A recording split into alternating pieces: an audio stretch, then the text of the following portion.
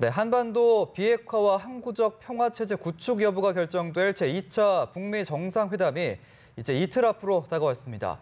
이번 회담의 주인공인 김정은 북한 국무위원장과 도널드 트럼프 미국 대통령은 내일 베트남에 도착할 예정인데요. 네, 하노이에 설치된 연합뉴스TV 야외 스튜디오를 연결해서 현지 분위기 알아보겠습니다. 구하림 기자.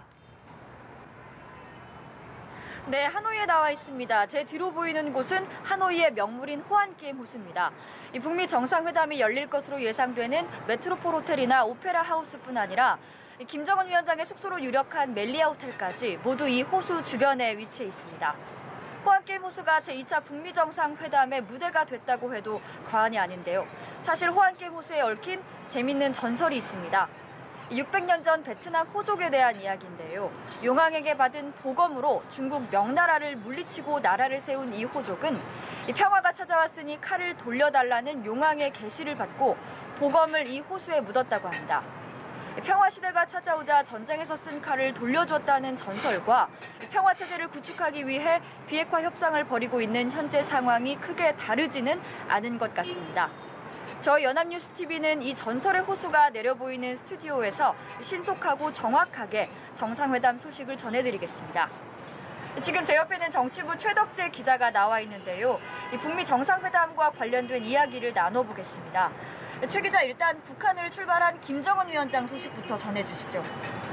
네, 김 위원장은 현재 열차로 베트남을 향해 이동 중입니다. 오늘 새벽 후베이성 우한을 지나 광둥성 광저우로 향하고 있는 것으로 추정됩니다. 이 전용 열차는 내일 오전쯤 베트남 국경의 동당역에 도착할 것으로 보입니다. 네, 김 위원장이 베트남에 도착하면 열차 대신 승용차로 갈아타고 하노이까지 이동할 것이라는 정황 증거들이 나오고 있다고요? 네, 그렇습니다. 김 위원장이 베트남에 도착한 뒤엔 승용차로 이동할 것이란 이야기가 나오고 있습니다. 현지 언론 보도 때문인데요.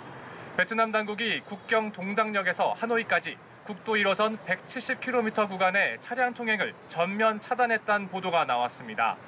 마침 김 위원장의 동선과 겹치는 국도 구간의 차량 통행이 차단됐다는 점 때문에 김 위원장이 열차 대신 차량을 탈 것이라는 전망이 확산된 상태입니다. 또 다른 현지 언론 보도도 나왔는데요. 베트남군이 어제 동당시와 하노이를 잇는 도로 주변에서 지뢰 탐지 작업을 진행했다고 현지 언론이 보도했습니다. 만약 김 위원장이 열차로 이동한다면 철로에서 지뢰 탐지를 했어야 했는데요. 베트남군이 도로 주변에서 지뢰 탐지를 한 만큼 김 위원장도 도로를 이용하는 게 아니냐는 관측이 나옵니다. 도로를 통제한 채 승용차로 동당역에서 하노이까지 이동하면 대략 2시간에서 3시간 정도 걸릴 것으로 전망됩니다. 네, 그렇다면 김 위원장이 어떤 교통수단을 이용하더라도 내일 오전 이후에는 하노이에 도착할 것으로 보이는데요. 미국 도널드 트럼프 대통령도 내일 도착한다고요? 네, 그렇습니다. 트럼프 대통령이 내일 도착할 예정이란 건 미국 현지 매체를 통해 보도가 된 내용입니다.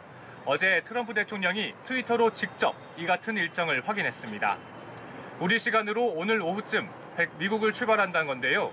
시차와 비행 시간 등을 고려하면 내일 늦은 시간에 베트남에 도착할 것으로 전망됩니다.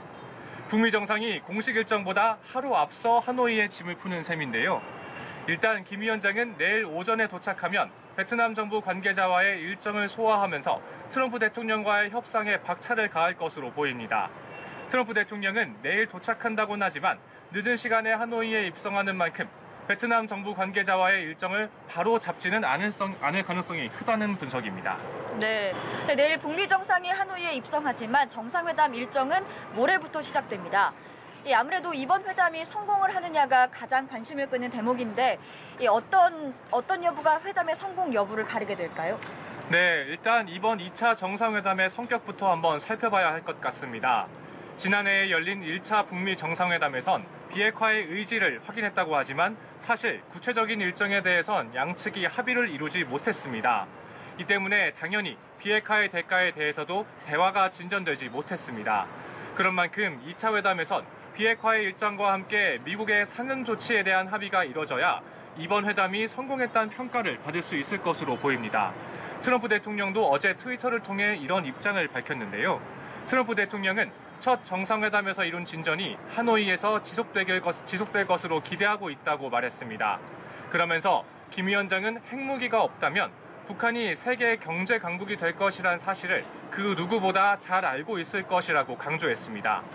역시 북한이 비핵화를 실천한다면 그에 걸맞는 상응 조치를 해주겠다는 의지를 간접적으로나마 표현한 것으로 봐야 할 것 같습니다. 네, 운명의 시간이 다가오면서 하노이엔 팽팽한 긴장감이 감돌고 있습니다. 이 북미 정상을 맞이하기 위해 양측 실무진뿐 아니라 베트남 당국도 준비에 여념이 없는 상황입니다. 또한 빅딜을 성사시키기 위한 노력도 계속되고 있습니다. 저희 연합뉴스TV는 매시간 하노이의 소식을 가장 빠르고 정확하게 전해드리겠습니다. 지금까지 하노이였습니다.